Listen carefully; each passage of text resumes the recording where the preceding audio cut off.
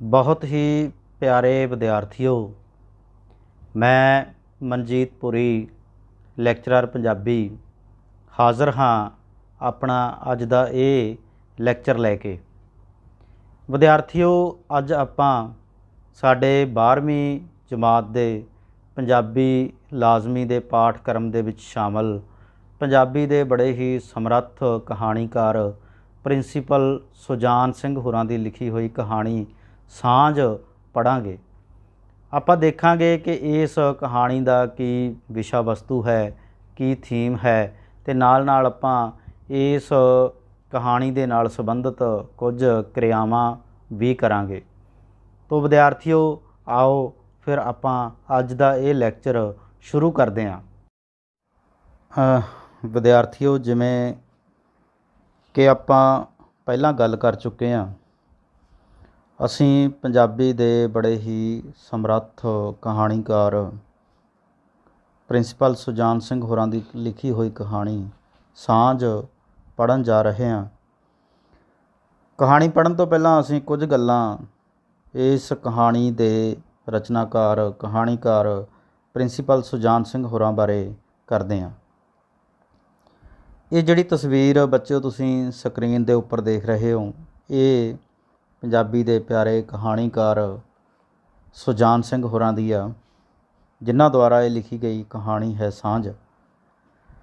Principal ਸੁਜਾਨ ਸਿੰਘ ਹੋਰਾਂ ਦਾ ਜਨਮ 29 ਜੁਲਾਈ 1909 ਈਸਵੀ ਨੂੰ ਡੇਰਾ ਬਾਬਾ ਨਾਨਕ, ਜ਼ਿਲ੍ਹਾ ਗੁਰਦਾਸਪੁਰ ਵਿਖੇ ਹੋਇਆ। 1909 ਈਸਵੀ ਦੇ ਵਿੱਚ ਪ੍ਰਿੰਸੀਪਲ ਸੁਜਾਨ ਸਿੰਘ ਅਣਵੰਡੇ ਪੰਜਾਬ ਦੇ ਵਿੱਚ ਜਨਮੇ ਸੀ ਅਤੇ ਉਹਨਾਂ ਦੀ ਵਿੱਦਿਅਕ ਯੋਗਤਾ MA ਅਤੇ BT ਉਹਨਾਂ ਵੇਲਿਆਂ 'ਚ ਅਧਿਆਪਕ ਲੱਗਣ ਦਾ ਇੱਕ ਜਿਹੜਾ ਹੈਗਾ ਟੈਕਨੀਕਲ ਕੋਰਸ ਸੀਗਾ, ਅਧਿਆਪਨ ਕੋਰਸ, ਜਿਵੇਂ ਕਿ ਅੱਜ ਕੱਲ੍ਹ B.Ed M.Ed ਵਗੈਰਾ ਕਰਦੇ ਹਾਂ ਅਸੀਂ, ਉਸ ਤਰ੍ਹਾਂ ਦਾ ਇਹ ਕੋਰਸ ਕਿਸੇ ਵੇਲੇ BT ਹੁੰਦਾ ਸੀ। ਪੰਜਾਬੀ ਸਾਹਿਤ ਦੀ ਝੋਲੀ ਉਹਨਾਂ ਨੇ ਲਗਭਗ 12-13 ਕਹਾਣੀ ਸੰਗ੍ਰਹਿ ਪਾਏ, ਜਿਨ੍ਹਾਂ ਦਾ ਸੰਖੇਪ ਵੇਰਵਾ ਆਪਾਂ ਇੱਥੇ ਪੜ੍ਹਦੇ ਹਾਂ। ਪਹਿਲਾ ਕਹਾਣੀ ਸੰਗ੍ਰਹਿ ਸੀ ਉਹਨਾਂ ਦਾ ਦੁੱਖ ਸੁੱਖ। ਫਿਰ ਦੁੱਖ ਸੁੱਖ ਤੋਂ ਪਿੱਛੋਂ ਡੇਢ ਆਦਮੀ, ਮਨੁੱਖ ਤੇ ਪਸ਼ੂ, ਕਲਗੀ ਦੀਆਂ ਅਣੀਆਂ, ਸ਼ਹਿਰ ਤੇ ਗਰਾਂ, ਸਭ ਰੰਗ, ਨਰਕਾਂ ਦੇ ਦੇਵਤੇ ਅਤੇ ਸਵਾਲ ਜਵਾਬ। ਇਹ ਉਹਨਾਂ ਦੇ ਪ੍ਰਮੁੱਖ ਕਹਾਣੀ ਸੰਗ੍ਰਹਿ ਸੀ ਪ੍ਰਿੰਸੀਪਲ ਸੁਜਾਨ ਸਿੰਘ ਹੋਰਾਂ ਨੇ, ਜਿਹੜੇ ਪੰਜਾਬੀ ਸਾਹਿਤ ਦੀ ਝੋਲੀ ਦੇ ਵਿੱਚ ਪਾਏ।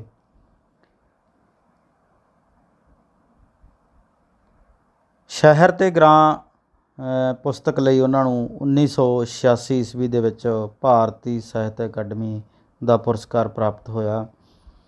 ਭਾਰਤੀ ਸਾਹਿਤ ਅਕੈਡਮੀ ਦਾ ਪੁਰਸਕਾਰ ਆ ਜਿਹੜਾ, ਇਹ ਲਗਭਗ ਭਾਰਤ ਦੀਆਂ ਸਾਰੀਆਂ ਮਾਨਤਾ ਪ੍ਰਾਪਤ ਭਾਸ਼ਾਵਾਂ ਦੇ ਵਿੱਚ ਲਿਖਣ ਵਾਲੇ ਸਾਹਿਤਕਾਰਾਂ ਨੂੰ ਮਿਲਦਾ, ਅਤੇ ਇਹ ਇਨਾਮ ਪ੍ਰਿੰਸੀਪਲ ਸੁਜਾਨ ਸਿੰਘ ਹੋਰਾਂ ਨੂੰ 1986 ਦੇ ਵਿੱਚ ਉਹਨਾਂ ਦੀ ਪੁਸਤਕ ਸ਼ਹਿਰ ਤੇ ਗਰਾਂ ਲਈ ਪ੍ਰਾਪਤ ਹੋਇਆ ਸੀ। ਅਤੇ 21 ਅਪ੍ਰੈਲ 1993 ਈਸਵੀ ਨੂੰ ਸਾਡੇ ਇਸ ਕਹਾਣੀਕਾਰ ਹੋਰਾਂ ਦਾ, ਪ੍ਰਿੰਸੀਪਲ ਸੁਜਾਨ ਸਿੰਘ ਹੋਰਾਂ ਦਾ ਦੇਹਾਂਤ ਹੋ ਗਿਆ ਸੀ। ਤੋ ਆਓ ਬੱਚਿਓ, ਆਪਾਂ ਫਿਰ ਉਹਨਾਂ ਦੁਆਰਾ ਲਿਖੀ ਹੋਈ ਕਹਾਣੀ ਸਾਂਝ ਆ ਜਿਹੜੀ, ਉਹ ਪੜ੍ਹਨੀ ਸ਼ੁਰੂ ਕਰਦੇ ਹਾਂ।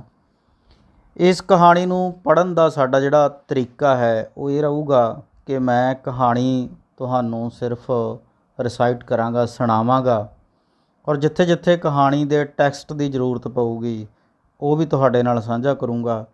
ਤੋ ਇਹ ਕਹਾਣੀ ਦੇ ਵਿੱਚ ਕੀ ਹੈ, ਕਿਸ ਚੀਜ਼ ਦੀ ਕਹਾਣੀ ਹੈ, ਉਹ ਆਪਾਂ ਪੜ੍ਹਨੀ ਸ਼ੁਰੂ ਕਰਦੇ ਹਾਂ। ਤੋ ਬੱਚੋ, ਇਹ ਕਹਾਣੀ ਸਿਰਫ ਕੁਝ ਪਲਾਂ ਦੇ ਘਟਨਾਕ੍ਰਮ ਦੀ ਕਹਾਣੀ ਹੈ। ਇਸ ਕਹਾਣੀ ਦਾ ਪਲਾਟ ਪੰਜਾਬ ਦੇ 1960ਵਿਆਂ ਦੇ ਸਮੇਂ ਨਾਲ ਸੰਬੰਧਿਤ ਪਲਾਟ ਹੈ। 1960 ਦੇ ਆਸ-ਪਾਸ ਦੇ ਸਮੇਂ ਦੇ ਨਾਲ ਸੰਬੰਧਿਤ ਇਸ ਕਹਾਣੀ ਦਾ ਜਿਹੜਾ ਪਲਾਟ ਆ, ਅਤੇ ਇਸ ਕਹਾਣੀ ਦਾ ਜਿਹੜਾ ਮੁੱਖ ਪਾਤਰ ਹੈ, ਜਿਹੜਾ ਕਿਸੇ ਕਾਲਜ ਦੇ ਵਿੱਚ ਪ੍ਰੋਫੈਸਰ ਲੱਗਿਆ ਹੋਇਆ, ਪ੍ਰੋਫੈਸਰ ਜਿਨ੍ਹਾਂ ਦਾ ਨਾਮ ਪ੍ਰੋਫੈਸਰ M.L. ਮਲਹੋਤਰਾ ਹੈ, ਉਹ ਕਾਲਜ ਦੇ ਵਿੱਚ ਦੁਪਹਿਰ ਵੇਲੇ ਲਗਭਗ 2-2:30 ਵਜੇ ਛੁੱਟੀ ਹੋਣ ਤੋਂ ਬਾਅਦ ਆਪਣੇ ਘਰ ਨੂੰ ਜਾ ਰਹੇ ਆ, ਆਪਣੇ ਸ਼ਹਿਰ ਵੱਲ ਨੂੰ ਜਾ ਰਹੇ ਨੇ। ਅਤੇ ਰਸਤੇ ਦੇ ਵਿੱਚ ਉਹਨਾਂ ਨਾਲ ਜੋ ਘਟਨਾਕ੍ਰਮ ਵਾਪਰਦਾ ਉਹ ਸਾਰੇ ਦਾ ਸਾਰਾ ਇਸ ਕਹਾਣੀ ਦੇ ਵਿੱਚ ਦਰਜ ਹੈ।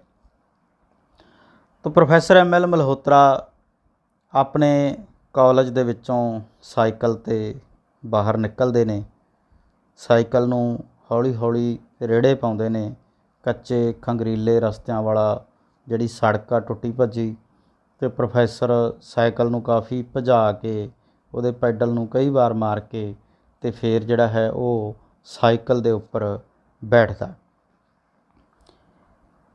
ਜਦੋਂ ਪ੍ਰੋਫੈਸਰ ਸਾਈਕਲ 'ਤੇ ਬੈਠ ਜਾਂਦਾ ਤਾਂ ਉਹਨੂੰ ਇੱਕ ਗੱਲ ਯਾਦ ਆਉਂਦੀ ਹੈ। ਗੱਲ ਉਹਨਾਂ ਨੂੰ ਇਹ ਯਾਦ ਆਉਂਦੀ ਹੈ, ਕਹਿੰਦੇ ਕਿ ਵੀ ਇੱਕ ਕਵਿਤਾ ਕਿਸੇ ਵੇਲੇ ਉਹਨਾਂ ਨੇ ਅੰਗਰੇਜ਼ੀ ਦੀ ਇੱਕ ਪੜ੍ਹੀ ਸੀ, ਕਿ ਜਦੋਂ ਕਾਫੀ ਜਹਿਦ ਤੋਂ ਬਾਅਦ ਪ੍ਰੋਫੈਸਰ ML ਮਲਹੋਤਰਾ ਸਾਈਕਲ ਦੇ ਉੱਪਰ ਬੈਠ ਜਾਂਦੇ ਆ ਤਾਂ ਉਹਨਾਂ ਨੂੰ ਇੱਕ ਅੰਗਰੇਜ਼ੀ ਦੀ ਕਵਿਤਾ ਯਾਦ ਆਉਂਦੀ ਹੈ, ਜਿਸ ਕਵਿਤਾ ਦਾ ਨਾਮ ਹੈ ਸਾਈਕਲ 'ਤੇ ਪਹਾੜੀ ਉੱਤੋਂ ਥੱਲੇ ਉਤਰਦਿਆਂ। ਇਸ ਕਵਿਤਾ ਦੇ ਵਿੱਚ ਕਹਿੰਦੇ ਕੀ ਸੀ ਕਿ ਵੀ ਬੰਦਾ ਜ਼ੋਰ ਲਾ ਕੇ ਜਦੋਂ ਇੱਕ ਵਾਰ ਟੀਸੀ 'ਤੇ ਕਿਸੇ ਵੀ ਚੀਜ਼ ਦੀ ਟੀਸੀ 'ਤੇ ਪਹੁੰਚ ਜਾਂਦਾ ਤਾਂ ਉਦੋਂ ਫਿਰ ਜਿਹੜਾ ਹੈਗਾ ਉੱਥੇ ਉਡੀਕ ਕਰਦੇ ਖੰਭ ਜਿਹੜੇ ਹੈਗੇ ਉਹਨੂੰ ਉੱਥੇ ਮਿਲ ਜਾਂਦੇ ਆ। ਉੱਥੇ ਜਿਹੜੀ ਹੈ ਉਹਦੀ ਮੰਜ਼ਿਲ ਆ ਉਹਨੂੰ ਉਡੀਕਦੀ ਹੁੰਦੀ ਆ। ਇਹ ਗੱਲ ਪ੍ਰੋਫੈਸਰ ਨੂੰ ਇਸ ਕਰਕੇ ਯਾਦ ਆਈ ਕਿ ਜਦੋਂ ਕਾਫੀ ਜਹਿਦ ਤੋਂ ਬਾਅਦ ਸਾਈਕਲ ਉਹਨਾਂ ਨੇ ਚੜ੍ਹ ਗਏ ਸਾਈਕਲ 'ਤੇ, ਅਤੇ ਥੋੜ੍ਹੀ ਜਿਹੜੀ ਇਹ ਚੜ੍ਹਾਈ ਸੀ, ਚੜ੍ਹਾਈ ਦੇ ਉੱਪਰ ਜਾ ਵੜੇ ਅਤੇ ਅੱਗੇ ਢਲਾਣ ਸੀ। ਜਦੋਂ ਢਲਾਣ ਤੋਂ ਸਾਈਕਲ ਰੇੜੇ ਪੈ ਕੇ ਭੱਜਣ ਲੱਗਿਆ ਤਾਂ ਉਹਨੂੰ ਗਰਮੀ ਦੇ ਵਿੱਚ ਠੰਡਕ ਦਾ ਅਹਿਸਾਸ ਹੋਇਆ, ਹਵਾ ਲੱਗਣ ਲੱਗੀ, ਤਾਂ ਉਹਨਾਂ ਨੂੰ ਇਹ ਕਵਿਤਾ ਯਾਦ ਆਈ, ਸਾਈਕਲ 'ਤੇ ਪਹਾੜੀ ਉੱਤੋਂ ਥੱਲੇ ਉਤਰਦਿਆਂ। ਜਿਨ੍ਹਾਂ ਦਿਨਾਂ 'ਚ ਇਹ ਗੱਲ ਵਾਪਰ ਰਹੀ ਆ ਉਹ ਲਗਭਗ ਪੰਜਾਬ ਦੇ ਦੇਸੀ ਮਹੀਨਾ ਜਿਹੜਾ ਜੇਠ ਚੱਲ ਰਿਹਾ।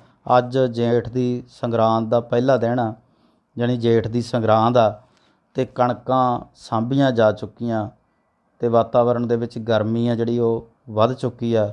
ਕਿਸਾਨਾਂ ਨੇ ਆਪਣੀਆਂ ਜ਼ਮੀਨਾਂ ਵਾਹ ਕੇ ਰੱਖ ਛੱਡੀਆਂ ਅਤੇ ਉਹ ਇਹਨਾਂ ਦਿਨਾਂ ਦੇ ਵਿੱਚ ਮੌਨਸੂਨ ਦੀ ਜਾਂ ਪ੍ਰੀ ਮੌਨਸੂਨ ਵਰਖਾ ਦੀ ਉਡੀਕ ਕਰ ਰਹੇ ਆ। ਅਤੇ ਇਹਨਾਂ ਦਿਨਾਂ ਦੇ ਵਿੱਚ ਇਹ ਘਟਨਾ ਵਾਪਰਦੀ ਹੈ ਜਦੋਂ ਪ੍ਰੋਫੈਸਰ ਆਪਣੇ ਕਾਲਜ ਤੋਂ ਘਰ ਨੂੰ ਜਾ ਰਹੇ ਨੇ। ਅਤੇ ਇਹ ਦ੍ਰਿਸ਼ ਹੈ ਇੱਕ ਉਹਨਾਂ ਦਿਨਾਂ ਦਾ ਕਿ ਗਰਮੀ ਹੈ, ਜੇਠ ਦੀ ਸੰਗਰਾਂਦ ਦਾ ਦਿਨ ਹੈ, ਕਣਕਾਂ ਸਾਂਭੀਆਂ ਗਈਆਂ ਨੇ, ਗਰਮੀ ਵੱਧ ਗਈ ਆ, ਅਤੇ ਆਸੇ ਪਾਸੇ ਜਿਹੜੀ ਹੈ ਗਰਮੀ, ਉਹ ਇਹ ਵੀ ਦੱਸਦੇ ਆ ਕਿ ਗਰਮੀ ਨੇ ਸੜਕ ਦੀ ਲੁੱਕ ਨੂੰ ਵੀ ਪਿਘਲਾ ਦਿੱਤਾ ਹੋਇਆ। ਆਸੇ ਪਾਸੇ ਬਿਲਕੁਲ ਚੁੱਪ ਚਾਂ ਹੈ, ਸ਼ਾਂਤੀ ਹੈ। ਦੂਰ ਕਿਤੇ ਇੱਕ ਉਹਨਾਂ ਨੂੰ ਇੱਕ ਘੁੱਗੀ ਦੀ ਆਵਾਜ਼ ਆ ਜਿਹੜੀ ਉਹ ਸੁਣਾਈ ਦਿੰਦੀ ਹੈ। ਅਤੇ ਇਸੇ ਹੀ ਦ੍ਰਿਸ਼ ਦੇ ਵਿੱਚ ਜਦੋਂ ਉਹ ਜਾ ਰਹੇ ਨੇ ਆਪਣੇ ਘਰ ਨੂੰ ਤਾਂ ਫਿਰ ਇੱਕ ਘਟਨਾ ਕੀ ਵਾਪਰਦੀ ਹੈ ਕਿ ਅਚਾਨਕ ਮਾੜੀ ਜਿਹੀ ਖੜਖੜ ਦੀ ਆਵਾਜ਼ ਪ੍ਰੋਫੈਸਰ ਨੂੰ ਸੁਣਾਈ ਦਿੱਤੀ। ਹਾਲੇ ਤੱਕ ਬਿਨਾਂ ਇੱਕ ਬੱਸ ਦੇ ਉਸਦੇ ਲਾਗੋਂ ਕੁਝ ਨਹੀਂ ਸੀ ਲੰਘਿਆ। ਉਸਨੇ ਸੁਤੇ ਸਿੱਧ ਆਪਣੇ ਪੈਰ ਤੇਜ਼ ਮਾਰਨੇ ਸ਼ੁਰੂ ਕਰ ਦਿੱਤੇ, ਪਰ ਖੜਖੜ ਕਰਦਾ ਸਾਈਕਲ ਉਸਦੇ ਲਾਗੋਂ ਦੀ ਲੰਘ ਹੀ ਗਿਆ। ਪਹਿਲਾਂ ਤਾਂ ਪ੍ਰੋਫੈਸਰ ਨੇ ਸੋਚਿਆ ਕਿ ਉਹ ਸਾਈਕਲ ਨੂੰ ਜ਼ਰਾ ਹੋਰ ਤੇਜ਼ ਕਰਕੇ ਲਾਲ ਚੀਰੇ ਵਾਲੇ ਨੌਜਵਾਨ ਦੇ ਲਾਗੋਂ ਦੀ ਨਿਕਲ ਕੇ ਦੱਸ ਦੇ ਭਈ ਭਾਵੇਂ ਉਸਦੇ ਸਿਰ ਦੇ ਵਾਲ ਚਿੱਟੇ ਹੋ ਗਏ ਹਨ, ਪਰ ਹਾਲੀ ਉਹ ਜਵਾਨਾਂ ਕੋਲੋਂ ਮਾਰ ਨਹੀਂ ਖਾਂਦਾ। ਪਰ ਛੇਤੀ ਹੀ ਉਸਦੇ ਦਿਲ ਵਿੱਚੋਂ ਚਲੋ ਜਾਣ ਦਿਓ ਦਾ ਭਾਵ ਤੀਬਰ ਹੋ ਗਿਆ ਅਤੇ ਉਸਨੇ ਆਪਣੇ ਪੈਰਾਂ ਨੂੰ ਤੇਜ਼ ਹੋਣ ਤੋਂ ਰੋਕ ਦਿੱਤਾ। ਪਤਾ ਨਹੀਂ ਕਿਸਾਨ ਨੁਮਾ ਸਾਈਕਲ ਸਵਾਰ ਨੂੰ ਕੀ ਭਾਜੜ ਪਈ ਹੋਈ ਸੀ। ਉਹ ਲੱਕੜ ਦੇ ਗੁਟਕਿਆਂ ਵਾਲੇ ਖੜਖੜਾਉਂਦੇ ਸਾਈਕਲ ਨੂੰ ਧਸੀ ਜਾ ਰਿਹਾ ਸੀ। 2 ਪਹੀਆਂ 'ਤੇ ਦੌੜੇ ਜਾਂਦੇ ਸਾਈਕਲ ਨੂੰ ਦੇਖ ਕੇ ਇਸ ਕਾਢ ਦੀ ਅਹਿਮੀਅਤ ਦਾ ਖਿਆਲ ਉਸਦੇ ਦਿਮਾਗ ਵਿੱਚ ਲਿਸ਼ਕ ਗਿਆ। ਕਿਵੇਂ ਇੱਕੋ ਲਾਈਨ ਵਿੱਚ ਅੱਗੇ ਪਿੱਛੇ ਜੋੜੇ 2 ਪਹੀਏ ਇੱਕ ਤੇਜ਼ ਸਵਾਰੀ ਦਾ ਸਾਧਨ ਬਣ ਗਏ ਸਨ। ਉਸਦਾ ਮਨ ਦੌੜ ਕੇ ਇਸ ਖਿਆਲ ਵੱਲ ਜਾ ਪਿਆ ਕਿ ਸਾਈਕਲ ਗਰੀਬ ਦੀ ਸਵਾਰੀ ਹੈ। ਅਤੇ ਫਿਰ ਉਸਨੂੰ ਕੱਲ੍ਹ ਅੰਗਰੇਜ਼ੀ ਦੇ ਰੋਜ਼ਾਨਾ ਅਖਬਾਰ ਵਿੱਚ ਖਬਰ ਵਿੱਚੋਂ ਇੱਕ ਭਾਰਤੀ ਲੀਡਰ ਦੀ ਤਕਰੀਰ ਦਾ ਇੱਕ ਫਿਕਰਾ ਯਾਦ ਆਇਆ ਕਿ ਜਿੱਥੇ ਦੂਜੇ ਦੇਸ਼ਾਂ ਵਿੱਚ ਸਪੂਤਨਿਕਾਂ, ਹਵਾਈ ਜਹਾਜ਼ਾਂ ਜਾਂ ਘੱਟੋ ਘੱਟ ਕਾਰਾਂ ਦਾ ਯੁੱਗ ਆ ਗਿਆ ਹੈ, ਉੱਥੇ ਭਾਰਤ ਹਾਲੀ ਮਸੀਂ ਸਾਈਕਲ ਦੇ ਯੁੱਗ ਤੱਕ ਪਹੁੰਚਿਆ ਹੈ। ਅਤੇ ਕਿੰਨੇ ਫੀਸਦੀ ਆਦਮੀ ਹਨ ਭਾਰਤ ਦੇ ਜਿਨ੍ਹਾਂ ਕੋਲ ਸਵਾਰੀ ਲਈ ਸਾਈਕਲ ਵੀ ਹਨ। ਉਸ ਸੋਚਿਆ ਅਤੇ ਉਸ ਨੂੰ ਇਹ ਸੰਖਿਆ ਨਿਗੂਣੀ ਜਿਹੀ ਜਾਪੀ। ਉਸਨੇ ਫੈਸਲਾ ਕੀਤਾ ਕਿ ਭਾਰਤ ਸਾਈਕਲ ਦੇ ਯੁੱਗ ਵਿੱਚ ਵੀ ਨਹੀਂ ਪਹੁੰਚਿਆ। ਇਹ ਵੀ ਸਾਡੀ ਇੱਕ ਖੁਸ਼ਫਹਿਮੀ ਹੈ ਕਿ ਸਾਈਕਲ ਗਰੀਬਾਂ ਦੀ ਸਵਾਰੀ ਹੈ। ਸਾਈਕਲ ਕਾਲ ਵੀ ਤਾਂ ਭਾਰਤ ਦੀ ਗਰੀਬੀ ਦਾ ਹੀ ਸੂਚਕ ਹੈ। ਉਸ ਨੂੰ ਸਾਈਕਲ ਦੇ ਨਾਂ 'ਤੇ ਆਪਣੀ ਗਰੀਬੀ ਦਾ ਅਹਿਸਾਸ ਹੋਇਆ। ਉਸ ਨੂੰ ਪ੍ਰਤੀਤ ਹੋਇਆ ਕਿ ਉਸ ਦੀ ਧੋਬੀ ਦੀ ਧੋਤੀ, ਚਿੱਟੀ ਪਤਲੂਨ ਅਤੇ ਬੁਸ਼ਰਟ ਵਿੱਚੋਂ ਉਸ ਦੀ ਕਾਲੀ ਅਤੇ ਗਲੀਜ਼ ਗਰੀਬੀ ਫੁੱਟ ਪਈ ਹੈ, ਜੋ ਉਸ ਦੀ ਚਿੱਟੀ ਪਤਲੂਨ ਨੂੰ ਉਸ ਦੀ ਅਮੀਰੀ ਜਾਂ ਅਫਸਰੀ ਦਾ ਚਿੰਨ੍ਹ ਸਮਝ ਕੇ ਬਿਨਾਂ ਜਾਣ ਪਛਾਣ ਤੋਂ ਛਲਾਂਗਾਂ ਮਾਰਦੇ ਰਹਿੰਦੇ ਸਨ। ਅਸਲ ਵਿੱਚ ਉਸ ਨੂੰ ਬੁੱਢੇ ਬਾਰੇ ਮੁੱਢਲੀ ਤਨਖਾਹ ਅਤੇ ਲੈਕਚਰਾਰੀ ਮਿਲੀ ਸੀ ਅਤੇ ਟੱਬਰਦਾਰੀ ਉਸ ਦੀ ਵੱਡੀ ਸੀ।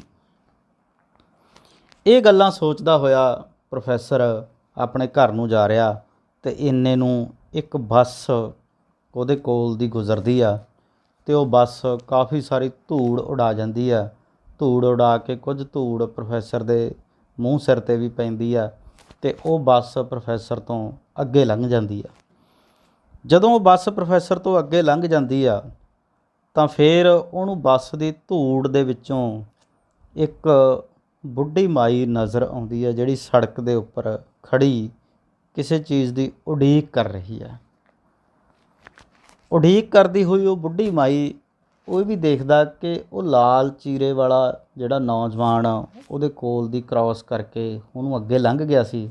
ਉਹ ਬੁੱਢੀ ਮਾਈ ਨੇ ਉਸ ਨੌਜਵਾਨ ਨੂੰ ਰੋਕਿਆ, ਪਰ ਉਹ ਨੌਜਵਾਨ ਬਿਨਾਂ ਰੁਕਿਆ ਬਿਨਾਂ ਰੁਕਿਆ ਉਸ ਬੁੱਢੀ ਮਾਈ ਦੀ ਗੱਲ ਸੁਣੇ ਤੋਂ ਬਿਨਾਂ ਅੱਗੇ ਲੰਘ ਜਾਂਦਾ। ਅਤੇ ਪ੍ਰੋਫੈਸਰ ਦੇ ਮਨ ਦੇ ਵਿੱਚ ਇਹ ਖਿਆਲ ਆਉਂਦਾ ਕਿ ਬੰਦਾ ਬੜਾ ਮਾੜਾ ਯਾਰ, ਉਹਨੇ ਉਹਦੀ ਗੱਲ ਹੀ ਨਹੀਂ ਸੁਣੀ। ਤਾਂ ਉਹਨੂੰ ਉਹ ਨੌਜਵਾਨ ਪਹਿਲੀ ਨਜ਼ਰੇ ਬੜਾ ਪੱਥਰ ਦਿਲ ਬੰਦਾ ਲੱਗਦਾ। ਅਤੇ ਫਿਰ ਹੌਲੀ ਹੌਲੀ ਪ੍ਰੋਫੈਸਰ ਆਪ ਉਸ ਜਦੋਂ ਬੁੱਢੀ ਮਾਈ ਕੋਲ ਪਹੁੰਚਦਾ ਅਤੇ ਫਿਰ ਉਹਨਾਂ ਦੀ ਕੁਝ ਕੁ ਆਪਸ ਵਿੱਚ ਗੱਲਬਾਤ ਹੁੰਦੀ ਹੈ। ਉਸ ਮਾਤਾ ਨਾਲ ਉਹ ਪੁੱਛਦਾ, ਮਾਈ ਕਿੱਥੇ ਜਾਣਾ ਜੀ? ਬੇ ਵੀਰਾ, ਮੈਂ ਜਾਣਾ ਸਹੇੜੇ। ਸਹੇੜਾ ਕਿੱਥੇ ਹੈ? ਬਾਗਾਂ ਵਾਲੇ ਦੇ ਗੈਲ ਆ 3 ਕੋ। ਪ੍ਰੋਫੈਸਰ ਨੇ ਸਮਝਿਆ ਸੀ ਕਿ ਮਾਈ ਨੇ ਉਸਦੇ ਸ਼ਹਿਰ ਜਾਣਾ ਹੈ, ਜੋ ਮਸਾਂ ਮੀਲ ਕੁ ਸੀ ਉੱਥੋਂ, ਪਰ ਬਾਗਾਂ ਵਾਲਾ ਤਾਂ ਉੱਥੋਂ 9 ਮੀਲ ਸੀ। ਮਾਈ ਬਹੁਤ ਹੀ ਬੁੱਢੀ ਸੀ, ਸੁੱਕੀ ਹੋਈ ਭੁਗੜੀ। ਉਸ ਨੂੰ ਦਿਸਦਾ ਵੀ ਚੰਗੀ ਤਰ੍ਹਾਂ ਨਹੀਂ ਸੀ। ਪੈਰ ਉਸਦੇ ਨੰਗੇ ਸਨ। ਪਤਾ ਨਹੀਂ ਉਹ ਭੁੱਬਲ ਵਰਗੀ ਧੁੱਪ ਵਿੱਚ ਕਿਵੇਂ ਖੜੀ ਸੀ। ਕਾਲੀ ਗੰਦੀ ਸੁੱਥਣ ਨੂੰ 100 ਕੁ ਰੰਗ ਬਰੰਗੀਆਂ ਟਾਕੀਆਂ ਲੱਗੀਆਂ ਹੋਈਆਂ ਸਨ। ਉਹੋ ਜਿਹਾ ਹੀ ਕੁੜਤਾ ਸੀ ਜਿਸ ਦਾ ਰੰਗ ਵੀ ਨਹੀਂ ਪਛਾਣਿਆ ਜਾ ਸਕਦਾ ਸੀ। ਮੈਲ ਨੇ ਉਸਦਾ ਰੰਗ ਹੀ ਮਾਰ ਛੱਡਿਆ ਸੀ। ਸਿਰ 'ਤੇ ਬਟੇਰਿਆਂ ਦੇ ਜਾਲ ਵਰਗੀ ਤੰਦੋ ਤੰਦ ਚੁੰਨੀ ਸੀ, ਜਿਸ ਨੂੰ ਚੁੰਨੀ ਕਹਿਣਾ ਚੁੰਨੀ ਸ਼ਬਦ ਦੀ ਹੱਤਕ ਸੀ। ਗੰਦਾ ਪਸੀਨਾ ਦੇਖ ਕੇ ਪ੍ਰੋਫੈਸਰ ਦਾ ਮਨ ਮਿਚਕ ਗਿਆ ਅਤੇ ਉਹ ਆਪਣੀਆਂ ਨਜ਼ਰਾਂ ਉਸਦੀ ਸੋਟੀ 'ਤੇ ਕੇਂਦਰਿਤ ਕਰ ਲਈਆਂ। ਥੱਲਿਓਂ ਪਾਟੀ ਹੋਈ ਅਤੇ ਬਾਹਰ ਨੂੰ ਖਿੱਲੀਆਂ ਹੋਈਆਂ ਫਾਕਾਂ ਵਾਲੀ ਤੂਤ ਦੀ ਟਾਹਣੀ ਸੀ ਇਹ। ਮੈਂ ਤਾਂ ਸ਼ਹਿਰ ਜਾਣਾ ਹੈ, ਮਸੀਂ 1 ਮੀਲ ਹੈ ਇੱਥੋਂ, ਪਾਉਣਾ ਕੁ ਕੋਹ, ਪ੍ਰੋਫੈਸਰ ਨੇ ਕਿਹਾ ਇਸ ਬੇਰਹਿਮੀ ਭਰੀ ਆਸ ਨਾਲ ਕਿ ਉਹ ਆਪੇ ਹੀ ਨਾਂਹ ਕਰ ਦੇਵੇਗੀ। ਪਰ ਹੋਇਆ ਉਸਦੇ ਐਨ ਉਲਟ। ਉਹ ਤਰਲੇ ਭਰੀ ਆਵਾਜ਼ ਵਿੱਚ ਕਿਹਾ, ਹਾੜੇ ਹਾੜੇ ਵੀਰ, ਉੱਥੋਂ ਤੀਕਣ ਹੀ ਲੈ ਚੱਲ। ਪ੍ਰੋਫੈਸਰ ਨੂੰ ਸੱਪ ਦੇ ਮੂੰਹ ਵਿੱਚ ਕੋੜ ਕਿਰਲੀ ਵਾਲੀ ਅਖੌਤ ਯਾਦ ਆ ਗਈ। ਉਸ ਕਿਹਾ, ਮਾਈ ਬਹਿ ਜਾ ਪਿੱਛੇ। ਕਹਿੰਦੀ, ਕਿੱਥੇ ਬੈਠਾਂ? ਕਿਵੇਂ ਬੈਠਾਂ? ਮੈਨੂੰ ਚੁੱਕ ਕੇ ਚੜ੍ਹਾ ਲੈ, ਨਾਲੇ ਇਹ ਲੈ ਮੇਰਾ ਥੈਲਾ। ਗੰਦੇ ਥੈਲੇ ਵਿੱਚ ਇੱਕ ਗੰਦਾ ਪਾਟਿਆ ਹੋਇਆ ਡੱਬੀਦਾਰ ਖੇਸ ਸੀ। ਪ੍ਰੋਫੈਸਰ ਨੇ ਦੰਦਾਂ ਦੀ ਇੱਕ ਚੀਚੀ ਵੱਟ ਕੇ ਉਸ ਨੂੰ ਦੂਰ ਰੱਖਣ ਦੀ ਨੀਅਤ ਤੋਂ ਸਾਈਕਲ ਦੀ ਬੱਤੀ ਦੀ ਹੁੱਕ ਨਾਲ ਲਮਕਾਉਣ ਦਾ ਯਤਨ ਕੀਤਾ, ਪਰ ਮੱਡਗਾਰਡ ਤੋਂ ਇੱਕ ਪਾਸੇ ਉਲਰ ਗਿਆ, ਸੋ ਉਸ ਨੂੰ ਉਹ ਹੈਂਡਲ ਨਾਲ ਲਟਕਾਉਣਾ ਪਿਆ। ਇੱਕ ਬਾਂਹ ਦਾ ਸਹਾਰਾ ਦੇ ਕੇ, ਮਾਨੋ ਅੱਖਾਂ ਮੀਟ ਕੇ, ਉਸਨੇ ਉਸ ਨੂੰ ਪਿੱਛੇ ਕੈਰੀਅਰ 'ਤੇ ਬਿਠਾ ਲਿਆ। ਉਹ ਬੱਚੇ ਦੇ ਭਾਰ ਜਿੰਨੀ ਹੌਲੀ ਸੀ। ਪ੍ਰੋਫੈਸਰ ਨੇ ਹੱਥ ਨੂੰ ਲੱਗੇ ਮਾਈ ਦੇ ਬਦਬੂ ਭਰੇ ਪਸੀਨੇ ਦੀ ਹੁਣ ਕੋਈ ਪਰਵਾਹ ਨਾ ਕੀਤੀ, ਕਿਉਂਕਿ ਉਸਦਾ ਧਿਆਨ ਹੁਣ ਹੋਰ ਖਿਆਲਾਂ ਵੱਲ ਲੱਗ ਗਿਆ ਸੀ। ਸਾਈਕਲ ਨੂੰ ਥੋੜ੍ਹਾ ਜਿਹਾ ਰੇੜੇ ਪਾ ਕੇ ਅੱਗੇ ਦੀ ਪੈਰ ਕੱਢ ਕੇ ਕਾਠੀ 'ਤੇ ਬੈਠ ਕੇ ਉਸ ਨੂੰ ਚਲਾਉਣ ਲੱਗਾ। ਉਸਨੇ ਝੱਟ ਹੀ ਪਤਾ ਕਰ ਲਿਆ ਸੀ ਕਿ ਮਾਈ ਦਾ ਕੋਈ ਅੰਗ ਸਾਕ ਨਹੀਂ ਸੀ। ਉਹ ਜੇਠ ਦੀ ਸੰਗਰਾਂਦ ਨੂੰ ਤੁਰ ਕੇ 13, 14, 15 ਮੀਲ 'ਤੇ ਗੁਰਦੁਆਰੇ ਆਈ ਸੀ। ਪਿੰਡ ਵਿੱਚ ਇੱਕ ਝੁੱਗੀ ਤੋਂ ਸਿਵਾਏ ਉਸਦਾ ਕੁਝ ਵੀ ਨਹੀਂ ਸੀ। ਜੇ ਆਂਢ ਗੁਆਂਢ ਆਪੇ ਹੀ ਉਸ ਨੂੰ ਕੁਝ ਖਾਣ ਨੂੰ ਦੇ ਦੇਣ ਤਾਂ ਉਹ ਲੈ ਲੈਂਦੀ ਸੀ, ਪਰ ਉਹ ਆਪ ਕਿਸੇ ਦੇ ਘਰੋਂ ਕੁਝ ਮੰਗਣ ਨਹੀਂ ਸੀ ਜਾਂਦੀ। ਭਾਵੇਂ ਉਸ ਨੂੰ ਦਿਹਾੜੀ ਡੰਗ ਭੁੱਖੀ ਹੀ ਕਿਉਂ ਨਾ ਰਹਿਣਾ ਪਵੇ। ਸੋ ਇੰਨਾ ਕੁਝ ਜਦੋਂ ਬੱਚਿਓ ਪ੍ਰੋਫੈਸਰ ਨੂੰ ਪਤਾ ਲੱਗਿਆ ਕਿ ਮਾਈ ਦਾ ਕੋਈ ਅੰਗ ਸਾਕ ਨਹੀਂ, ਬੜੀ ਗਰੀਬ ਆ, ਕਿਸੇ ਤੋਂ ਮੰਗ ਕੇ ਵੀ ਨਹੀਂ ਖਾਂਦੀ ਗੀ, ਅਤੇ ਇੰਨੀ ਦੂਰ ਗਰਮੀ ਦੇ ਵਿੱਚ 15 ਮੀਲ ਲਗਭਗ ਤੁਰ ਕੇ ਜੇਠ ਦੀ ਸੰਗਰਾਂਦ 'ਤੇ ਉਹ ਮੱਥਾ ਟੇਕਣ ਆਈ ਸੀ, ਤਾਂ ਪ੍ਰੋਫੈਸਰ ਦੇ ਮਨ ਦੇ ਵਿੱਚ ਕਈ ਤਰ੍ਹਾਂ ਦੇ ਖਿਆਲ ਆਏ। ਪਹਿਲੀ ਗੱਲ ਤਾਂ ਉਹਨੇ ਇਹ ਸੋਚਿਆ ਕਿ ਮੈਂ ਕਿਉਂ ਨਾ ਇਸ ਬਜ਼ੁਰਗ ਔਰਤ ਨੂੰ ਆਪਣੇ ਘਰ ਹੀ ਲੈ ਜਾਵਾਂ। ਪਰ ਫਿਰ ਹੌਲੀ ਹੌਲੀ ਉਹਨੇ ਇਹ ਵਿਚਾਰ ਤਿਆਗਤਾ। ਉਹਨੂੰ ਲੱਗਿਆ ਵੀ ਘਰ ਦੇ ਵਿੱਚ ਤਾਂ ਸੂਤ ਨਹੀਂ ਆਉਣਾ, ਉਹਦੀ ਆਪਦੀ ਟੱਬਰਦਾਰੀ, ਤਨਖਾਹ ਥੋੜ੍ਹੀ ਹੈ, ਔਖਾ ਹੋ ਜਾਊਗਾ। ਫਿਰ ਉਹਨੇ ਇਹ ਵੀ ਸੋਚਿਆ ਕਿ ਟਿਕਟ ਲੈ ਕੇ ਦੇ ਦੇਵੇ ਅਤੇ ਉਹਨੂੰ ਬੱਸ ਬਿਠਾ ਦੇਵੇ। ਪਰ ਉਹਦੀ ਜੇਬ ਦੇ ਵਿੱਚ ਪੈਸੇ ਹੈ ਨਹੀਂ ਸੀ, ਪੈਸੇ ਥੋੜ੍ਹੇ ਸੀ, ਕਿਉਂਕਿ ਮਹੀਨਾ ਜਿਹੜਾ ਹੈਗਾ ਅੱਧ ਤੋਂ ਲੰਘ ਚੁੱਕਿਆ ਸੀ, ਅੰਗਰੇਜ਼ੀ ਮਹੀਨਾ, ਅਤੇ ਤਨਖਾਹ ਹਜੇ ਉਹਨੂੰ ਮਿਲੀ ਨਹੀਂ ਸੀ। ਅਤੇ ਉਹਨੇ ਤਾਂ ਪੈਸੇ ਹੋਰ ਵੀ ਬਹੁਤ ਲੋਕਾਂ ਦੇ ਹਲੇ ਦੇਣੇ ਸੀ। ਉਹਨੂੰ ਇਹ ਵੀ ਯਾਦ ਆਉਂਦਾ ਵੀ ਮੈਂ ਧੋਬੀ ਦੇ ਪੈਸੇ ਵੀ ਹਲੇ ਦੇਣੇ ਆ। ਧੋਬੀ ਆਇਆ ਵੀ ਸੀ, ਉਹ ਇਹ ਵੀ ਕਹਿ ਗਿਆ ਸੀ ਵੀ ਬਾਈ ਮੇਰੇ ਪੈਸੇ ਦਿਓ। ਤਾਂ ਬੜੀ ਕਸ਼ਮਕਸ਼ ਦੇ ਵਿੱਚ ਪ੍ਰੋਫੈਸਰ ਲੰਘ ਰਿਹਾ। ਫਿਰ ਉਹ ਇਹ ਵੀ ਸੋਚਦਾ ਵੀ ਮੈਂ ਜਿੰਨੇ ਕੁ ਪੈਸੇ ਮੇਰੀ ਜੇਬ 'ਚ ਹੈਗੇ ਆ ਠੀਕ ਆ, ਬਾਕੀ ਮੈਂ ਕਿਸੇ ਤੋਂ ਮੰਗ ਲੂੰ ਸ਼ਹਿਰ ਜਾ ਕੇ। ਪਰ ਉਹਨੂੰ ਇਹ ਵੀ ਗੱਲ ਅਜੀਬ ਲੱਗੀ ਕਿ ਲੋਕ ਕਹਿਣਗੇ ਯਾਰ ਪ੍ਰੋਫੈਸਰ ਹੋ ਕੇ ਲੋਕਾਂ ਤੋਂ ਪੈਸੇ ਮੰਗਦਾ ਫਿਰਦਾ, ਹੈ ਨਾ। ਫਿਰ ਉਹ ਪੈਸਿਆਂ ਬਾਰੇ ਹੀ ਸੋਚਦਾ ਸੋਚਦਾ ਉਹਦਾ ਦਿਮਾਗ ਆ ਜਿਹੜਾ ਘਰ ਦੇ ਵਿੱਚ ਚਲਿਆ ਜਾਂਦਾ, ਅਤੇ ਉਹਨੂੰ ਆਪਣਾ ਬੇਟਾ ਯਾਦ ਆ ਜਾਂਦਾ ਜਿਹਦਾ ਨਾਂ ਸੀ ਦਿਨੇਸ਼। ਕਹਿੰਦਾ ਕਮਾਲ ਦੀ ਗੱਲ ਆ ਵੀ ਦਿਨੇਸ਼ ਉਹਦਾ ਬੇਟਾ ਕਈ ਦਿਨਾਂ ਤੋਂ ਇੱਕ ਰੱਟ ਲਾਈ ਬੈਠਾ ਕਿ ਰਸ ਖਾਣੇ ਆ, ਰਸ ਖਾਣੇ ਆ, ਰਸ ਖਾਣੇ ਆ। ਕਹਿੰਦਾ ਰਸ ਵੀ ਭਲਾ ਕਿੱਡੀ ਕੁ ਚੀਜ਼ ਹੋਈ, ਸੁੱਕੀ ਹੋਈ ਡਬਲ ਰੋਟੀ, ਅਤੇ ਜੇ ਕੋਈ ਆਪਦੇ ਬੱਚੇ ਨੂੰ ਉਹ ਵੀ ਨਾ ਲੈ ਕੇ ਦੇ ਸਕੇ ਤਾਂ ਕਿੱਡੀ ਮਾੜੀ ਗੱਲ ਆ। ਸੋ ਇਸ ਕਸ਼ਮਕਸ਼ ਦੇ ਵਿੱਚ ਪ੍ਰੋਫੈਸਰ ਸ਼ਹਿਰ ਵੱਲ ਨੂੰ ਉਸ ਮਾਤਾ ਨੂੰ, ਉਸ ਬੁੱਢੀ ਮਾਈ ਨੂੰ ਸਾਈਕਲ ਦੇ ਪਿੱਛੇ ਬਿਠਾ ਕੇ ਜਾ ਰਿਹਾ, ਅਤੇ ਉਹ ਸ਼ਹਿਰ ਦੇ ਵਿੱਚ ਪਹੁੰਚ ਜਾਂਦਾ। ਅਤੇ ਇੰਨੇ ਨੂੰ ਕੀ ਹੁੰਦਾ ਕਿ ਸ਼ਹਿਰ ਦਾ ਮੋੜ ਆ ਗਿਆ ਸੀ, ਅਤੇ ਨਾ ਚਾਹੁੰਦਿਆਂ ਵੀ ਪ੍ਰੋਫੈਸਰ ਨੇ ਕਿਹਾ ਮਾਈ ਸ਼ਹਿਰ ਆ ਗਿਆ, ਮੈਂ ਸ਼ਹਿਰ ਨੂੰ ਮੁੜ ਜਾਣਾ, ਅਤੇ ਸਾਈਕਲ ਬ੍ਰੇਕ ਲਾ ਕੇ ਰੋਕ ਦਿੱਤੀ। ਵੇਖੋ ਬਹੁਤ ਸਾਰੀਆਂ ਗੱਲਾਂ ਚਾਹੁੰਦਾ ਸੀ ਪਰ ਉਹ ਕੁਝ ਨਹੀਂ ਕਰ ਸਕਿਆ, ਅਤੇ ਆ ਕੇ ਉਹਨੇ ਮਾਈ ਨੂੰ ਉੱਥੇ ਉਤਾਰ ਦਿੱਤਾ। ਮਾਈ ਨਾ ਉਤਰੀ। ਪ੍ਰੋਫੈਸਰ ਨੇ ਔਖਿਆਂ ਹੋ ਕੇ ਖੜ੍ਹੇ ਸਾਈਕਲ ਦੇ ਅੱਗਿਓਂ ਦੀ ਆਪਣੀ ਲੱਤ ਕੱਢੀ ਅਤੇ ਉੱਤਰ ਕੇ ਮਾਈ ਨੂੰ ਉਤਾਰਿਆ। ਉਸ ਦਾ ਗੰਦਾ ਥੈਲਾ ਲਾਹ ਕੇ ਉਸ ਨੂੰ ਫੜਾਇਆ। ਕਮੇਟੀ ਦੀ ਚੌਂਕੀ ਦਾ ਬਾਬੂ ਘਿਰਣਾ ਭਰੀ ਨਜ਼ਰ ਨਾਲ ਪ੍ਰੋਫੈਸਰ ਨੂੰ ਦੇਖ ਰਿਹਾ ਸੀ। ਬਾਗਾਂ ਵਾਲੇ ਦੀ ਬੱਸ ਮੋੜ 'ਤੇ ਆਣ ਖਲੋਤੀ। ਬੱਸ ਚਲੀ ਗਈ, ਪਰ ਪ੍ਰੋਫੈਸਰ ਨੇਕੀ ਅਤੇ ਮਜਬੂਰੀ ਵਿਚਕਾਰ ਝੂਟੇ ਲੈਂਦਾ ਰਿਹਾ, ਅਤੇ ਆਖਰ ਮਜਬੂਰੀ ਦੇ ਹੱਥੋਂ ਹਾਰ ਬੈਠਾ, ਕਿਉਂਕਿ ਉਹ ਉਹਨੂੰ ਬੱਸ ਨਹੀਂ ਚੜ੍ਹਾ ਸਕਿਆ, ਉਹਦੀ ਜੇਬ 'ਚ ਪੈਸੇ ਨਹੀਂ ਹੈਗੇ ਸੀ। ਉਸ ਘਰ ਜਾਣ ਲਈ ਜਦ ਸਾਈਕਲ ਮੋੜਿਆ ਤਾਂ ਲਾਲ ਚੀਰੇ ਅਤੇ ਸਧਾਰਨ ਕੱਪੜਿਆਂ ਵਾਲਾ ਸਾਈਕਲ ਸਵਾਰ ਸ਼ਹਿਰੋਂ ਮੁੜਿਆ ਆ ਰਿਹਾ ਸੀ। ਉਹੀ ਸਾਈਕਲ ਸਵਾਰ ਜਿਹੜਾ ਪ੍ਰੋਫੈਸਰ ਨੂੰ ਆਉਂਦਿਆਂ ਕ੍ਰਾਸ ਕਰਕੇ ਲੰਘਿਆ ਸੀ, ਜਿਹਨੇ ਮਾਤਾ ਨੂੰ ਆਪਣੇ ਸਾਈਕਲ ਉੱਪਰ ਚੜ੍ਹਾਇਆ ਨਹੀਂ ਸੀ, ਅਤੇ ਜਿਹੜਾ ਪ੍ਰੋਫੈਸਰ ਨੂੰ ਪਹਿਲੀ ਨਜ਼ਰੇ ਦੇਖਣ 'ਤੇ ਪੱਥਰ ਦਿਲ ਬੰਦਾ ਲੱਗਿਆ ਸੀ, ਉਹੀ ਬੰਦਾ ਸ਼ਹਿਰ ਤੋਂ ਵਾਪਸ ਮੁੜਿਆ ਆ ਰਿਹਾ। ਪ੍ਰੋਫੈਸਰ ਉਸ ਪੱਥਰ ਦਿਲ ਇਨਸਾਨ ਨੂੰ ਕੁਝ ਨਾ ਕਹਿਣਾ ਚਾਹੁੰਦਿਆਂ ਵੀ ਕੁਝ ਕਹਿਣਾ ਚਾਹੁੰਦਾ ਸੀ ਕਿ ਸਾਈਕਲ ਸਵਾਰ ਨੇ ਮਾਈ ਨੂੰ ਦੇਖ ਕੇ ਕਿਹਾ, ਆ ਗਈ ਹੈ ਮਾਂ, ਛੇਤੀ ਆ ਗਈ ਹੈ, ਮੇਰਾ ਕੰਮ ਵੀ ਛੇਤੀ ਮੁੱਕ ਗਿਆ, ਚੱਲ ਬੈਠ, ਮੈਂ ਤੇ ਬਾਗਾਂ ਵਾਲੇ ਤੀਕ ਹੀ ਜਾਣਾ, ਤੈਨੂੰ 2 ਪੈਰ ਗਾਂਹ ਸਹੇੜੇ ਹੀ ਛੱਡ ਆਊਂ।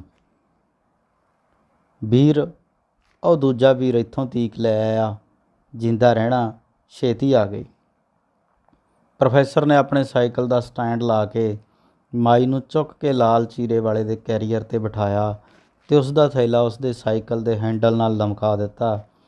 ਲਾਲ ਚੀਰੇ ਵਾਲੇ ਨੇ ਪ੍ਰੋਫੈਸਰ ਵੱਲ ਇਹੋ ਜਿਹੀ ਤੱਕਣੀ ਨਾਲ ਤੱਕਿਆ ਜਿਵੇਂ ਜਿਸ ਨੂੰ ਉਹ ਓਪਰਾ ਸਮਝਦਾ ਸੀ ਉਹ ਆਪਣਾ ਹੀ ਨਿਕਲ ਆਇਆ ਹੋਵੇ, ਪਰ ਉਹ ਕੁਛ ਮੂੰਹੋਂ ਨਾ ਬੋਲਿਆ। ਅੱਖਾਂ ਹੀ ਅੱਖਾਂ ਨਾਲ ਉਸਨੇ ਪ੍ਰੋਫੈਸਰ ਨਾਲ ਸਾਂਝ ਪਾ ਲਈ, ਅਤੇ ਉਸ ਸਾਂਝ ਵਿੱਚ ਪ੍ਰੋਫੈਸਰ ਨੇ ਇਉਂ ਪ੍ਰਤੀਤ ਕੀਤਾ ਜਿਵੇਂ ਆਪਣੇ ਘਾਟੇ ਨੂੰ ਪੂਰਾ ਕਰ ਲਿਆ ਹੋਵੇ। ਸੋ ਇਹ ਇੱਕ ਕਹਾਣੀ ਸੀਗੀ ਬੱਚਿਓ। ਦੇਖੋ ਇਸ ਕਹਾਣੀ ਦੇ ਵਿੱਚ ਜਿਹੜਾ ਸਭ ਤੋਂ ਇੰਟਰਸਟਿੰਗ ਮੋੜ ਆ ਉਹ ਇਹ ਆ ਕਿ ਜਿਹੜਾ ਬੰਦਾ ਪ੍ਰੋਫੈਸਰ ਨੂੰ ਪਹਿਲੀ ਨਜ਼ਰੇ ਪੱਥਰ ਦਿਲ ਲੱਗ ਰਿਹਾ ਸੀ, ਦੂਜੀ ਵਾਰੀ ਜਦੋਂ ਮਿਲਿਆ ਅਤੇ ਉਹ ਉਸ ਮਾਈ ਨੂੰ ਆਪਣੇ ਸਾਈਕਲ 'ਤੇ ਬਿਠਾ ਕੇ ਲੈ ਗਿਆ। ਬਿਠਾ ਕੇ ਹੀ ਨਹੀਂ ਲੈ ਗਿਆ, ਬਲਕਿ ਉਹਨੇ ਤਾਂ ਬਾਗਾਂ ਵਾਲੇ ਜਾਣਾ ਸੀ ਤੇ ਸਹੇੜਾ ਉਦੋਂ ਅੱਗੇ ਸੀ ਜਿੱਥੇ ਮਾਈ ਨੇ ਜਾਣਾ ਸੀ।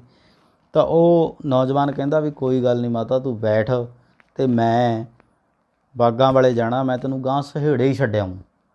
ਹੁਣ ਉਹ ਪਹਿਲੀ ਵਾਰੀ ਕਿਉਂ ਨਹੀਂ ਉਹਨੇ ਮਾਤਾ ਨੂੰ ਬਿਠਾਇਆ ਸੀ? ਉਹਦਾ ਕਾਰਨ ਇਹ ਸੀ ਕਿ ਉਹ ਸ਼ਹਿਰ ਜਾ ਰਿਹਾ ਸੀ ਤੇ ਕਾਹਲ ਦੇ ਵਿੱਚ ਸੀ, ਤੇ ਉਹ ਸ਼ਾਇਦ ਮਾਤਾ ਨੂੰ ਇਹ ਵੀ ਕਹਿ ਕੇ ਗਿਆ ਹੋਵੇ ਕਿ ਵੀ ਤੂੰ ਆ ਜਾ ਉੱਥੇ, ਉੱਥੋਂ ਤੱਕ ਮੈਂ ਤੈਨੂੰ ਗਾਂਹ ਲੈ ਜਾਊਂਗਾ। ਕਿਉਂਕਿ ਉਹ ਜਿਹੜਾ ਡਾਇਲੋਗ ਬੋਲਦਾ ਕਿ ਆ ਗਈ ਹੈ ਮਾਂ, ਛੇਤੀ ਆ ਗਈ ਹੈ, ਹੈ ਨਾ। ਤਾਂ ਇਹਦਾ ਮਤਲਬ ਲਗਭਗ ਇਹ ਹੀ ਹੈ ਕਿ ਵੀ ਉਹਨੇ ਕਿਹਾ ਸੀ ਕਿ ਮਾਤਾ ਤੂੰ ਉੱਥੋਂ ਤੱਕ ਜਿਵੇਂ ਮਰਜ਼ੀ ਆ ਜਾ, ਮੈਂ ਤੈਨੂੰ ਅੱਗੇ ਲੈ ਜਾਊਂ। ਤਾਂ ਪ੍ਰੋਫੈਸਰ ਦਾ ਨਜ਼ਰੀਆ ਚੇਂਜ ਹੋ ਜਾਂਦਾ, ਬਦਲ ਜਾਂਦਾ। ਤਾਂ ਇਹ ਕਹਾਣੀ ਕਿਸ ਚੀਜ਼ ਨੂੰ ਸਾਡੇ ਸਾਹਮਣੇ ਪੇਸ਼ ਕਰਦੀ ਆ, ਆਪਾਂ ਦੇਖਦੇ ਹਾਂ ਕੀ ਹੈ ਇਸ ਕਹਾਣੀ ਦਾ ਵਿਸ਼ਾ ਵਸਤੂ। ਇੱਕ ਪ੍ਰੋਫੈਸਰ ਤੇ ਇੱਕ ਪੇਂਡੂ ਸਾਈਕਲ ਸਵਾਰ ਨੌਜਵਾਨ ਵਿਚਕਾਰ ਹਮਦਰਦੀ ਦੇ ਜਜ਼ਬੇ ਦੁਆਰਾ ਸਾਂਝ ਪੈਦਾ ਹੁੰਦੀ ਹੈ। ਇੱਕ ਪ੍ਰੋਫੈਸਰ ਆ ਤੇ ਦੂਸਰਾ ਉਹ ਨੌਜਵਾਨ ਜਿਹੜਾ ਲਾਲ ਚੀਰੇ ਵਾਲਾ, ਸਾਈਕਲ ਵਾਲਾ, ਉਹਨਾਂ 'ਚ ਸਾਂਝ ਪੈਦਾ ਕਿਸ ਚੀਜ਼ ਨਾਲ ਹੁੰਦੀ ਆ ਹਮਦਰਦੀ ਦੇ ਜਜ਼ਬੇ ਦੁਆਰਾ। ਅਤੇ ਹਮਦਰਦੀ ਦੋਨਾਂ ਦੀ ਕਿਹਦੇ ਨਾਲ ਆ? ਉਸ ਬੁੱਢੀ ਮਾਈ ਨਾਲ, ਜਿਹਦਾ ਘਰ-ਬਾਰ ਨਹੀਂ ਵਿਚਾਰੀ ਦਾ, ਜਿਹਦਾ ਕੋਈ ਅੱਗੇ ਪਿੱਛੇ ਨਹੀਂ ਗਾ, ਅਤੇ ਜਿਹੜੀ ਬੜੇ ਮਾੜੇ ਹਾਲਾਤ ਦੇ ਵਿੱਚ ਜ਼ਿੰਦਗੀ ਜਿਉ ਰਹੀ ਆ। ਪਹਿਲੀ ਨਜ਼ਰੇ ਪ੍ਰੋਫੈਸਰ ਨੂੰ ਲਾਲ ਚੀਰੇ ਵਾਲਾ ਸਾਈਕਲ ਸਵਾਰ ਨੌਜਵਾਨ ਪੱਥਰ ਦਿਲ ਜਾਪਦਾ। ਕਹਾਣੀ 'ਚ ਜਿਹੜੀ ਸਭ ਤੋਂ ਅਹਿਮ ਅਤੇ ਮਹੱਤਵਪੂਰਨ ਗੱਲ ਆ। ਪਰ ਜਦੋਂ ਬੁੱਢੀ ਮਾਈ ਨੂੰ ਸ਼ਹਿਰ ਆ ਕੇ ਆਪਣੇ ਸਾਈਕਲ 'ਤੇ ਬਿਠਾ ਲੈਂਦਾ ਤਾਂ ਪ੍ਰੋਫੈਸਰ ਨੂੰ ਉਸ ਦੀ ਸਹੀ ਪਛਾਣ ਹੁੰਦੀ ਆ। ਪ੍ਰੋਫੈਸਰ ਨੂੰ ਲੱਗਦਾ ਕਿ ਨਹੀਂ, ਇਹ ਪੱਥਰ ਦਿਲ ਨਹੀਂ ਗਾ, ਪਹਿਲੀ ਨਜ਼ਰੇ ਲੱਗਦਾ। ਪਰ ਜਦੋਂ ਉਹ ਉਹਨੂੰ ਬੁੱਢੀ ਮਾਈ ਨੂੰ ਸਾਈਕਲ 'ਤੇ ਬਿਠਾ ਲੈਂਦਾ, ਫਿਰ ਉਹਨੂੰ ਮਹਿਸੂਸ ਹੁੰਦਾ ਕਿ ਨਹੀਂ, ਇਹ ਬੰਦਾ ਪੱਥਰ ਦਿਲ ਨਹੀਂ ਗਾ। ਹੁਣ ਪ੍ਰੋਫੈਸਰ ਅਤੇ ਚੀਰੇ ਵਾਲੇ ਨੌਜਵਾਨ ਦੇ ਵਿੱਚ ਉਮਰ ਦਾ, ਪੜ੍ਹਾਈ ਦਾ, ਅਹੁਦੇ ਦਾ ਅਤੇ ਹੋਰ ਕਈ ਤਰ੍ਹਾਂ ਦੇ ਵਖਰੇਵੇਂ ਆ ਜਿਹੜੇ ਉਹ ਹੋ ਸਕਦੇ ਆ। ਪਰ ਕਿਸੇ ਪੀੜਤ ਹਮਰਾਹੀ ਲਈ ਹਮਦਰਦੀ ਦੀ ਭਾਵਨਾ ਉਹਨਾਂ ਵਿਚਕਾਰ ਡੂੰਘੀ ਸਾਂਝ ਪੈਦਾ ਕਰ ਦਿੰਦੀ ਹੈ। ਇੱਕ ਬੜੀ ਮਹੱਤਵਪੂਰਨ ਅਤੇ ਮਨੁੱਖੀ ਗੱਲ ਹੈ ਬੱਚਿਓ, ਕਿ ਜਦੋਂ ਅਸੀਂ ਰਲ ਮਿਲ ਕੇ ਕਿਸੇ ਬੇਸਹਾਰਾ, ਕਿਸੇ ਪੀੜਤ ਮਨੁੱਖ ਦੀ ਸਹਾਇਤਾ ਕਰਦੇ ਹਾਂ ਤਾਂ ਉਹ ਸਹਾਇਤਾ ਕਰਨ ਵਾਲੇ ਲੋਕਾਂ 'ਚ ਜਿਹੜੀ ਹਮਦਰਦੀ ਦੀ ਭਾਵਨਾ, ਉਹ ਉਹਨਾਂ ਅਜਨਬੀ ਲੋਕਾਂ ਦੇ ਵਿੱਚ ਵੀ ਸਾਂਝ ਪੈਦਾ ਕਰ ਦਿੰਦੀ ਹੈ। ਜਿਵੇਂ ਇੱਕ ਪ੍ਰੋਫੈਸਰ ਅਤੇ ਇੱਕ ਉਹ ਲਾਲ ਚੀਰੇ ਵਾਲੇ, ਉਹ ਚੀਰੇ ਵਾਲੇ ਨੌਜਵਾਨ ਦੇ ਵਿਚਕਾਰ ਹੁੰਦੀ ਹੈ, ਜਿਹੜੇ ਕਿਸੇ ਵੀ ਪੱਖੋਂ, ਹੋਰ ਕਿਸੇ ਪੱਖੋਂ ਬਰਾਬਰ ਨਹੀਂ। ਨਾ ਤਾਂ ਉਮਰ ਦੇ ਪੱਖੋਂ ਬਰਾਬਰ ਆ, ਨਾ ਪੜ੍ਹਾਈ ਦੇ ਪੱਖੋਂ ਬਰਾਬਰ ਆ, ਨਾ ਅਹੁਦੇ ਦੇ ਪੱਖੋਂ ਬਰਾਬਰ ਆ। ਪਰ ਬਰਾਬਰਤਾ ਉਹਨਾਂ 'ਚ ਕਿਸ ਚੀਜ਼ ਦੀ ਆ ਜਾਂਦੀ ਆ? ਮਨੁੱਖੀ ਹਮਦਰਦੀ ਦੀ। ਉਹ ਮਨੁੱਖੀ ਹਮਦਰਦੀ ਉਹਨਾਂ ਦੋ ਮਨੁੱਖਾਂ ਦੇ ਵਿੱਚ ਸਾਂਝ ਪੈਦਾ ਕਰ ਦਿੰਦੀ ਆ। ਅਤੇ ਕਹਾਣੀ ਰਾਹੀਂ ਅਸੀਂ ਸਮਝਦੇ ਹਾਂ ਕਿ ਹਮਦਰਦੀ ਦੀ ਭਾਵਨਾ ਸਦਕਾ ਅਸੀਂ ਇੱਕ ਦੂਜੇ ਨੂੰ ਮਨੁੱਖ ਦੇ ਰੂਪ ਵਿੱਚ ਪਛਾਣਦੇ ਹਾਂ। ਇਹ ਕਹਾਣੀ ਦਾ ਸਾਡਾ ਮੁੱਖ ਥੀਮ ਆ ਕਿ ਹਮਦਰਦੀ ਦੀ ਭਾਵਨਾ ਸਦਕਾ ਅਸੀਂ ਇੱਕ ਦੂਜੇ ਨੂੰ ਮਨੁੱਖ ਦੇ ਰੂਪ ਵਿੱਚ ਪਛਾਣਦੇ ਹਾਂ। ਹੁਣ ਵਿਦਿਆਰਥੀਓ, ਆਪਾਂ ਇਸ ਕਹਾਣੀ ਨਾਲ ਜੁੜੇ ਹੋਏ ਕੁਝ ਪ੍ਰਸ਼ਨ ਵੀ ਕਰ ਲੈਂਦੇ ਹਾਂ। ਜਿਵੇਂ ਆਪਾਂ ਮੋਟੇ-ਮੋਟੇ ਪ੍ਰਸ਼ਨ ਕਰਦੇ ਹਾਂ। ਕਹਾਣੀ ਦੇ ਮੁੱਖ ਪਾਤਰ ਦਾ ਕੀ ਨਾਮ ਹੈ? ਜਿਵੇਂ ਮੈਂ ਪਹਿਲਾਂ ਦੱਸਿਆ ਸੀ, ਉਸ ਦਾ ਨਾਮ ਹੈ ਪ੍ਰੋਫੈਸਰ M.L. ਮਲਹੋਤਰਾ। ਕਹਾਣੀ ਦਾ ਮੁੱਖ ਪਾਤਰ ਕੀ ਕੰਮ ਕਰਦਾ ਹੈ? ਕੀ ਕੰਮ ਕਰਦਾ? ਕਾਲਜ ਵਿੱਚ ਪ੍ਰੋਫੈਸਰ ਹੈ। ਖੰਗਰੀਲੇ ਕੱਚੇ ਰੋੜਿਆਂ 'ਤੇ ਸੱਜੇ ਖੱਬੇ ਡੋਲਦਾ ਸਾਈਕਲ ਚਲਾਉਂਦਿਆਂ ਪ੍ਰੋਫੈਸਰ ਨੂੰ ਕੀ ਮਹਿਸੂਸ ਹੋਇਆ ਸੀ? ਜੇ ਸਾਡੇ ਕੋਲ ਆਪਸ਼ਨਾਂ ਨੇ, ਊੜਾ, ਆੜਾ, ਈੜੀ। ਊੜਾ ਹੈਗਾ, ਉਸ ਨੂੰ ਬਹੁਤ ਔਖ ਮਹਿਸੂਸ ਹੋਈ ਸੀ। ਆੜਾ ਹੈਗਾ, ਉਸ ਨੂੰ ਇਸ ਵਿੱਚ ਆਪਣੇ ਮੁੱਢਲੇ ਜੀਵਨ ਦੀਆਂ ਮੁਸ਼ਕਲਾਂ ਅਤੇ ਮਸ਼ੱਕਤਾਂ ਨਾਲ ਸਮਾਨਤਾ ਜਾਪੀ ਸੀ। ਈੜੀ, ਉਸ ਨੂੰ ਕੁਝ ਵੀ ਮਹਿਸੂਸ ਨਹੀਂ ਹੋਇਆ ਸੀ। ਅਤੇ ਆਹ ਦੂਸਰੀ ਆੜੀ ਵਾਲੀ ਆਪਸ਼ਨ ਆ ਜਿਹੜੀ, ਉਹ ਸਹੀ ਆ। ਉਹਨੂੰ ਲੱਗਿਆ ਸੀ ਕਿ ਉਹ ਜਦੋਂ ਸਾਈਕਲ ਚਲਾ ਰਿਹਾ ਸੀ ਅਤੇ ਉਹ ਮੁੱਢਲੀ ਜ਼ਿੰਦਗੀ ਵੀ ਕਹਿੰਦਾ ਮੇਰੀ ਇਸ ਤਰ੍ਹਾਂ ਦੀ ਸੀ ਕਿ ਜਿਵੇਂ ਸਾਈਕਲ 'ਤੇ ਚੜ੍ਹਨ 'ਤੇ ਜੱਦੋ ਜਹਿਦ ਕਰਨੀ ਪੈ ਰਹੀ ਹੈ, ਇਸੇ ਤਰ੍ਹਾਂ ਮੁੱਢਲੇ ਜੀਵਨ ਦੇ ਵਿੱਚ ਉਹਨੇ ਜੱਦੋ ਜਹਿਦ ਕੀਤੀ ਸੀ। ਕਹਾਣੀ ਵਿਚਲੇ ਵੇਰਵੇ ਅਨੁਸਾਰ ਕਿਹੜਾ ਦੇਸੀ ਮਹੀਨਾ ਚੱਲ ਰਿਹਾ ਸੀ? ਆਪਾਂ ਗੱਲ ਕੀਤੀ ਸੀ ਬੱਚਿਓ, ਦੇਸੀ ਮਹੀਨਾ ਚੱਲ ਰਿਹਾ ਸੀ ਜੇਠ।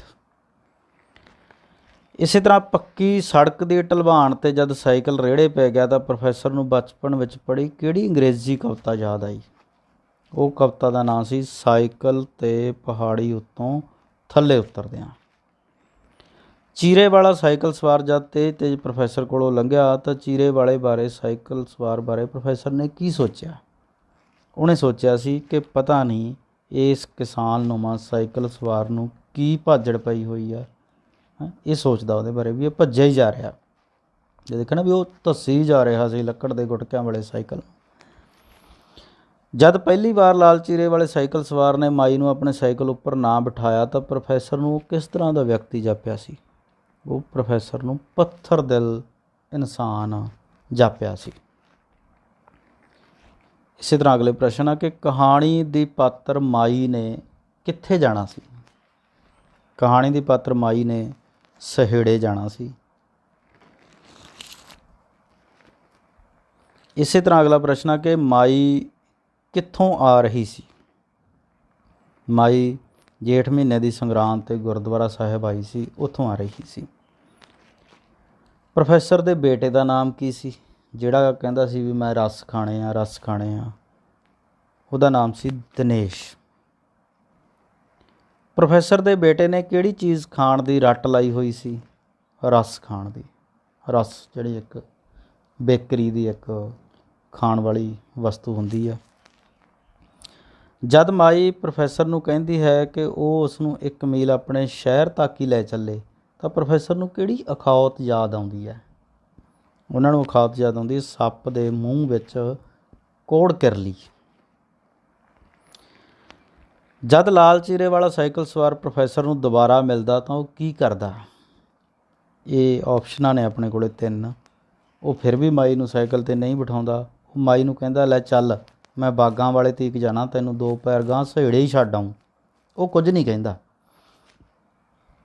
ਆਪਸ਼ਨ ਕੀ? ਆੜਾ ਸਾਡੀ ਆਪਸ਼ਨ ਆ ਜਿਹੜੀ ਉਹ ਸਹੀ ਆ। ਉਹ ਮਾਈ ਨੂੰ ਕਹਿੰਦਾ ਲੈ ਚੱਲ ਬੈਠ, ਮੈਂ ਬਾਗਾਂ ਵਾਲੇ ਤੀਕ ਜਾਣਾ, ਤੈਨੂੰ 2 ਪੈਰ ਗਾਂਹ ਸਹੇੜੇ ਹੀ ਛੱਡ ਆਊਂ।